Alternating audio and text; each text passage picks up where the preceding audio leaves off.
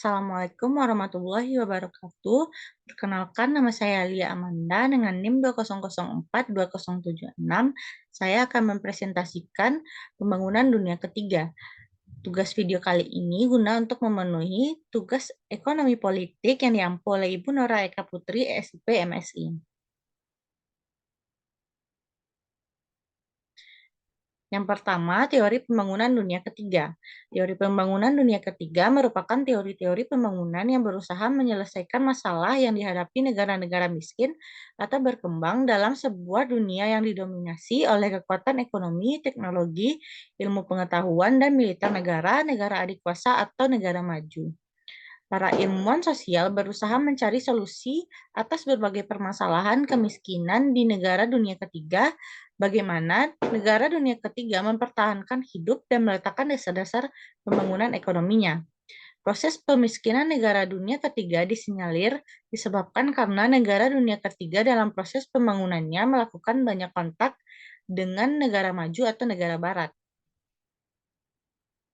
Selanjutnya, teori pembangunan dunia ketiga ini sendiri merupakan teori yang berfokus pada pembangunan berkelanjutan di negara-negara berkembang atau terbelakang.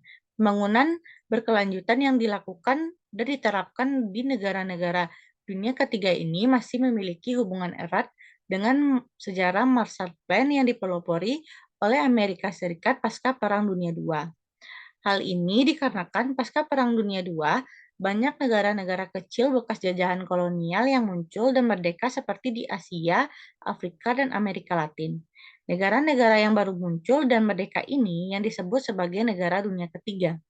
Kemudian, negara dunia ketiga ini pada masa itu sedang berusaha mempercepat pencapaian kemerdekaan politiknya dan mencari model-model pembangunan yang sesuai, lalu hendak digunakan sebagai acuan untuk membangun tingkat perekonomian di negara mereka masing-masing. Selanjutnya, 5 faktor pendukung yang digunakan untuk mengukur pembangunan berkelanjutan agar dapat berjalan dengan baik menurut buku Arif Budiman dalam teori pembangunan dunia ketiga. Yang pertama, kekayaan rata-rata. Pertumbuhan ekonomi merupakan permulaan yang paling awal dilakukan oleh negara dunia ketiga. Suatu negara dinilai berhasil jika masyarakat atau warga negaranya mulai mengerti, memahami, dan melakukan pertumbuhan ekonomi masyarakat tersebut dengan cukup tinggi. Dengan demikian, pertumbuhan ekonomi masyarakat di negara tersebut dapat diukur dengan produktivitas masyarakat atau produktivitas negara tersebut tiap tahunnya. Selanjutnya, pemerataan. Pemerataan merupakan tindakan seseorang atau kelompok yang melakukan upaya pembagian hasil yang dapat baik secara langsung maupun tidak langsung kepada orang lain atau kelompok lain secara rata. Dalam konteks negara dunia ketiga ini, pemerataan yang dimaksudkan adalah dalam hal memiliki sumber atau seluruh kekayaan didapatkan dan diproduksi oleh sebuah bangsa, tidak berarti bahwa seluruh kekayaan tersebut dibagi merata dan dimiliki oleh semua penduduknya. Kemudian yang ketiga, kualitas kehidupan. Salah satu cara lain untuk mengukur kesejahteraan penduduk pada sebuah negara adalah dengan menggunakan tolak ukur PQLI, Physical Quality of Life Index. Tolak ukur PQLI ini diperkenalkan oleh Morris menggunakan 3 indikator, yakni yang pertama, rata-rata harapan hidup sesudah umur 1 tahun. Yang kedua, rata-rata jumlah kematian bayi. Dan yang ketiga, rata-rata presentasi buta huruf.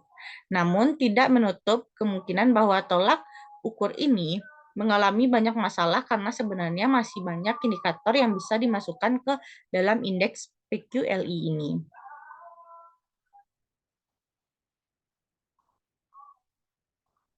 Kemudian yang keempat, kerusakan lingkungan. Selain kualitas kehidupan, untuk mengukur kesejahteraan penduduk dan pemerataan kekayaan rata-rata yang masuk dalam keberhasilan pembangunan yang paling baru, kerusakan lingkungan juga merupakan kriteria yang paling menentukan di alamnya.